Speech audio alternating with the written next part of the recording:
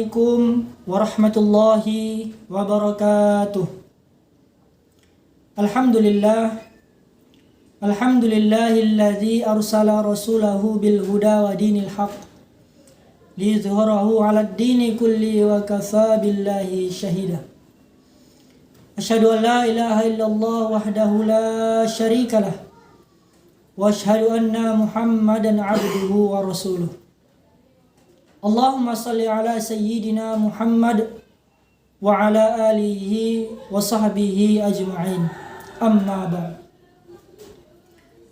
Pertama-tama, mari sama-sama kita senantiasa bersyukur kepada Allah Subhanahu wa taala, yang mana Allah sampai saat ini, sampai detik ini masih telah memberikan begitu banyak nikmat kepada kita semua.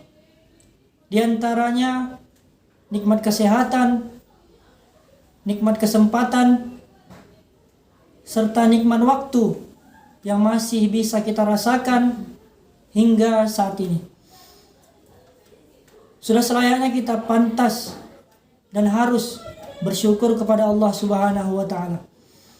Kemudian salawat dan salam kita hadiahkan kepada ruh junjungan alam Nabi kita, Nabi besar Muhammad sallallahu alaihi wasallam, dengan mengucapkan Allahumma salli ala sayyidina Muhammad wa ala ali sayyidina Muhammad.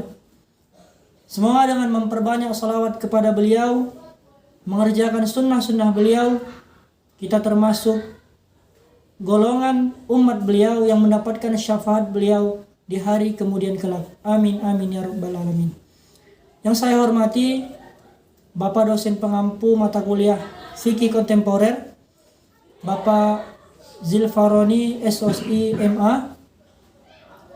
Di sini saya akan menyelesaikan tugas saya, yaitu membahas tentang dasar ijtihad sebagai dasar hukum fikih kontemporer.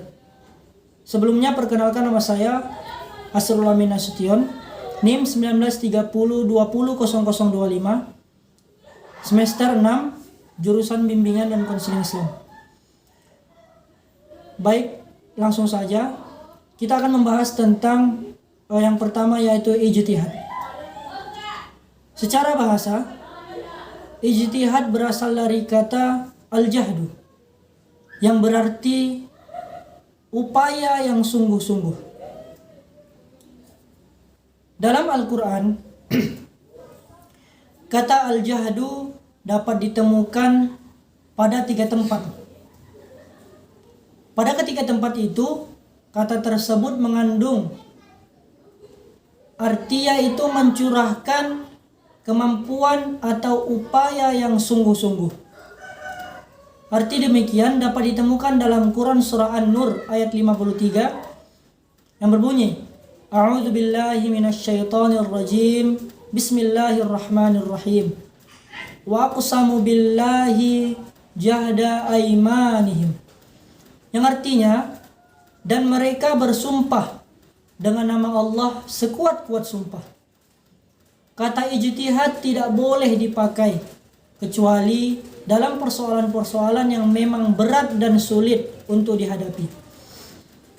Kata ijtihad harus dipakai dalam persoalan-persoalan yang sulit, sehingga secara fisik seperti suatu perjalanan atau persoalan-persoalan sulit secara ma'nawi, seperti melakukan penelaah teori ilmiah atau upaya mengistinbatkan hukum. Dengan demikian, jelaslah bahwa dalam artian bahasa, ijtihad menunjukkan pada usaha yang sungguh-sungguh. Atas dasar ini, tidaklah tepat apabila kata ijtihad itu dilakukan untuk melakukan suatu kegiatan yang ringan.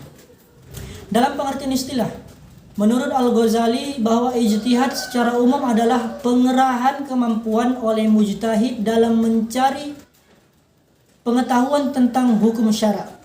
Dalam arti yang sempurna, pengertian ijtihad itu, kata Al-Ghazali, harus ditambah dengan pernyataan-pernyataan perasaan kurang mampu untuk mencari tambahan kemampuan. Kemudian fungsi ijtihad. Fungsi ijtihad sebagai sumber hukum Islam dipandang sebagai sumber hukum ketiga setelah Al-Quran dan hadis. Fungsi ijtihad sebagai sumber hukum Islam untuk mendapatkan sebuah solusi hukum jika ada suatu permasalahan yang harus ditetapkan hukumnya. Akan tetapi tidak ditemukan baik di Al-Quran ataupun di dalam hadis. Oleh karena itu, dari segi fungsi ijtihad sebagai sumber dasar hukum, ijtihad memiliki kedudukan dan legalitas dalam Islam. Walaupun dengan demikian, ijtihad tidak dapat dilakukan oleh sembarangan orang. Artinya orang-orang yang tertentu saja, yang memenuhi syarat saja yang boleh berijtihad.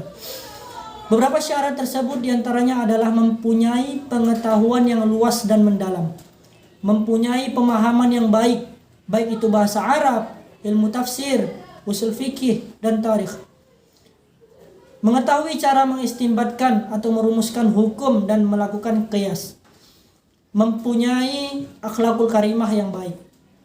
Pada intinya, fungsi ijtihad sebagai sumber hukum Islam sangat penting untuk kehidupan umat Islam yang di sekarang ini, di kehidupan yang semakin berkembang ini. Adapun beberapa fungsi ijtihad di dalam buku usul fikih kontemporer karya Asep Maulana Rahimat, yaitu Al-Ruju', yaitu kembali, yaitu mengembalikan ajaran-ajaran Islam kepada Al-Quran dan As-Sunnah dari segala interpretasi yang kurang relevan. Kemudian Al-Ihya, kehidupan, yaitu menghidupkan kembali bagian-bagian dari nilai dan Islam agar menjawab tantangan zaman. Kemudian selanjutnya Al-Inabah, pembenahan, yaitu memenuhi ajaran-ajaran Islam yang telah diistinbatkan oleh ulama terdahulu dan dimungkinkan adanya kesalahan menurut konteks zaman dan kondisi yang dihadapi. Kemudian selanjutnya syarat-syarat ijtihad. Dibukanya pintu ijtihad dalam hukum Islam tidak berarti bahwa setiap orang dapat melakukan ijtihad itu. Hanya orang-orang memiliki syarat tertentulah yang mampu berijtihad. Syarat-syarat tersebut adalah yang pertama, mengetahui bahasa Arab dengan segala seginya, sehingga memungkinkan dia menguasai pengertian susunan-susunan katanya. Yang kedua, mengetahui Al-Quran. Dalam hal ini hukum-hukum yang dibawa oleh Al-Quran beserta ayat-ayatnya, dan mengetahui cara pengambilan hukum tersebut yang ada di dalam ayatnya, sehingga apabila terjadi suatu peristiwa, ia bisa menunjukkan ayat-ayat dan hadis yang sesuai dengan seharusnya. Yang ketiga, mengetahui hadis-hadis Nabi Rasulullah SAW yang berhubungan dengan hukum-hukum syariah, sehingga ia dapat mendatangkan hadis-hadis yang diperlukan dengan mengetahui keadaan-keadaan sanadnya.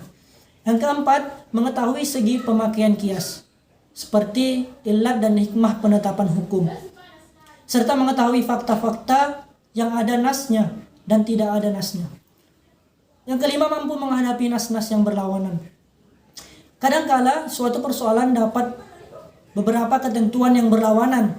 Nas-nas yang berlawanan ada kalanya dapat diketahui sejarah dikeluarkannya, dan ada kalanya tidak diketahui.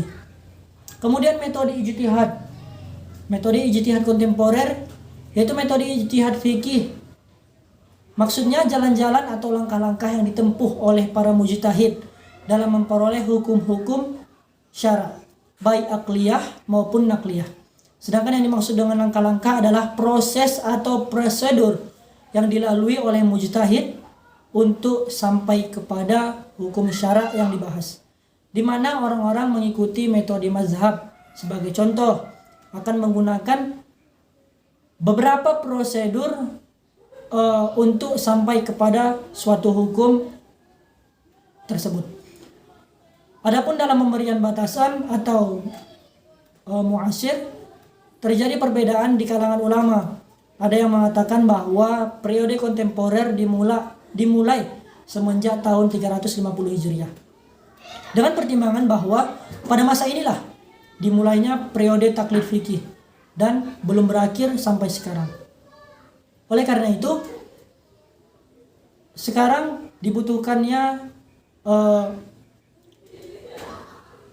ijtihad dalam menetapkan hukum-hukum yang ada pada zaman sekarang, yang ada pada zaman berkembangnya globalisasi pada zaman sekarang, Untuk itu tidak sembarang orang dapat melakukan ijtihad, dapat melakukan penetapan hukum, dan ada syarat-syarat tertentunya yang seperti saya sampaikan tadi. Mungkin hanya itu yang bisa saya sampaikan, kurang dan lebih saya mohon maaf. Kepada Allah saya mohon ampun. Akhirul kalam, wabillahi taufiq wal hidayah, wabihi nasta'in. Assalamualaikum warahmatullahi wabarakatuh.